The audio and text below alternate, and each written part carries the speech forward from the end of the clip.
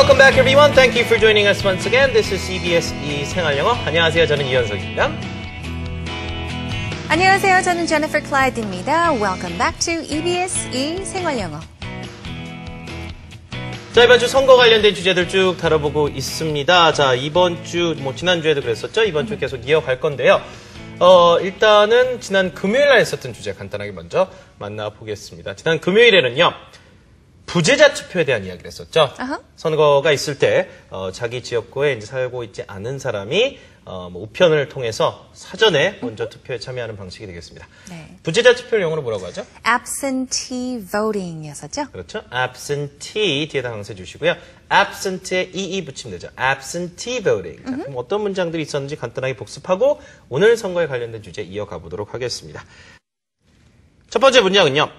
Have you ever participated in absentee voting? 부재자 투표에 참여해 본 적이 있습니까? 부재자 투표 해본 적이 있습니까? 이런 얘기죠.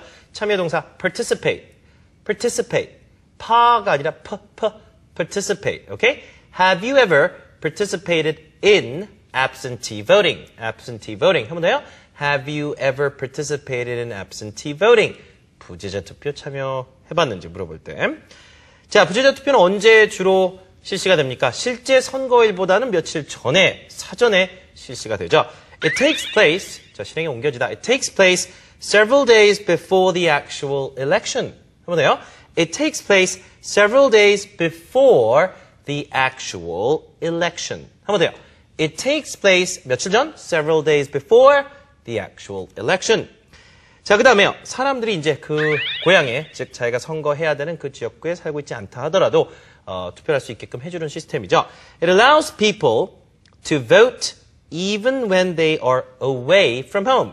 Be away from home 그러면 벗어나서 다른 지역에 있는 거죠. 한 번 더요. It allows people to vote even when they are away from home. 해주시면 되겠습니다. 자, 그럼 오늘 주제 만나보도록 하겠습니다. 자, 일반 선거가 이제 그 정규 선거가 있잖아요. 그렇죠?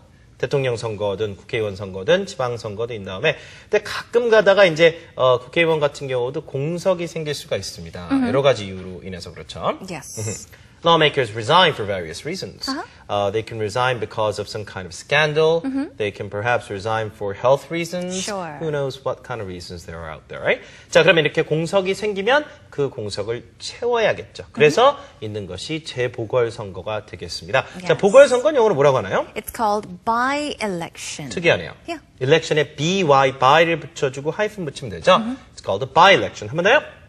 By-election. by-election. By-election. 자, 재보궐선거가 어떻게 진행이 되고 왜 하는지 대화 속에서 간단하게 먼저 들어보고요. 자세하게 재보궐선거에 관련된 이야기 영어로 표현할 수 있게 도와드리겠습니다. Okay, shall we begin? Let's take you into our Dialogue.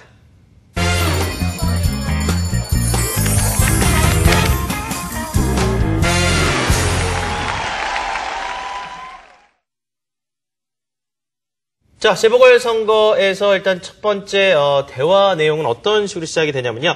선거가 좀 다가오고 있다고 하는데 그냥 선거가 아니라 보궐선거라는 얘기를 합니다. 자, 보궐선거가 뭔지 영어로 설명할 수 있어야 될 것 같고요.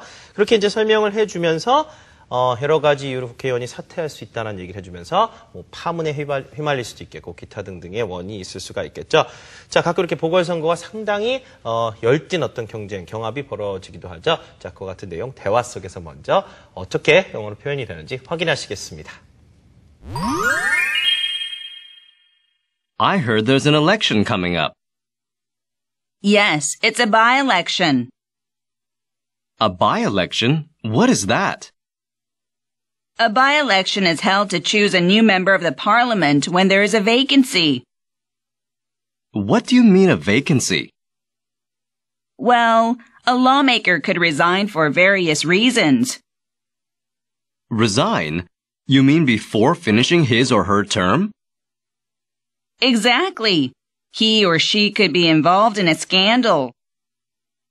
Oh, I know what you mean. Sometimes a by-election becomes very heated up.